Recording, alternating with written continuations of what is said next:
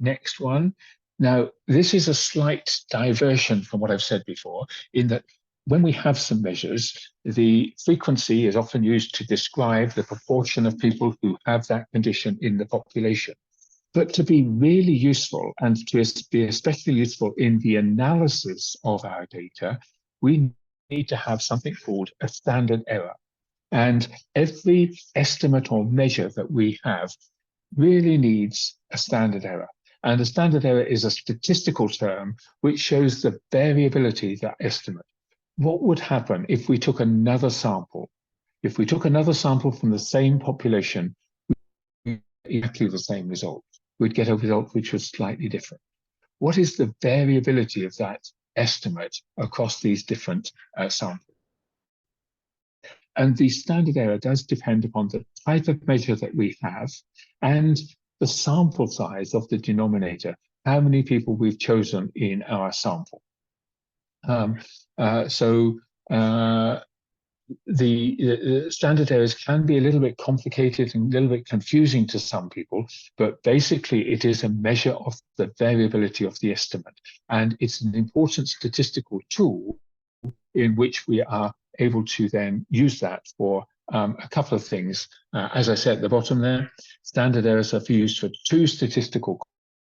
One is to test the hypothesis about the estimate, and usually we define a null hypothesis for the estimate and say the null hypothesis is that the prevalence is going to be 10%.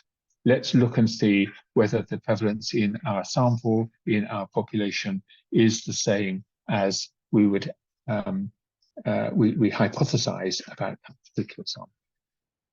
The second way that our standard errors are used is by creating a 95% confidence interval, just written as 95% CI sometimes, which shows the range of values that we would get from similar samples taken from the population.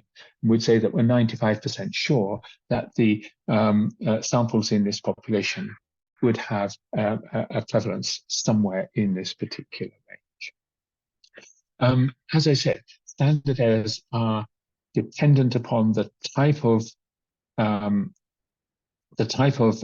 estimate that we're making. And if we're looking at proportions, where we're looking at the proportion, the number positive over the total number in our sample, then the standard error is defined as the square root of the proportion multiplied by 1 minus the proportion, in other words, the number who don't have the disease, divided by n. And so that is the definition of the standard error for proportion. I'm not going to go into a lot of detail about standard errors. You could have a whole lecture on standard errors if you wanted, but I'm just saying that if we do a study and we estimate a particular measure, whether that's the proportion, the odds, or we should be able to get a standard error for that. And the standard errors that we can get for these different measures are all contained in the textbooks, so you can look them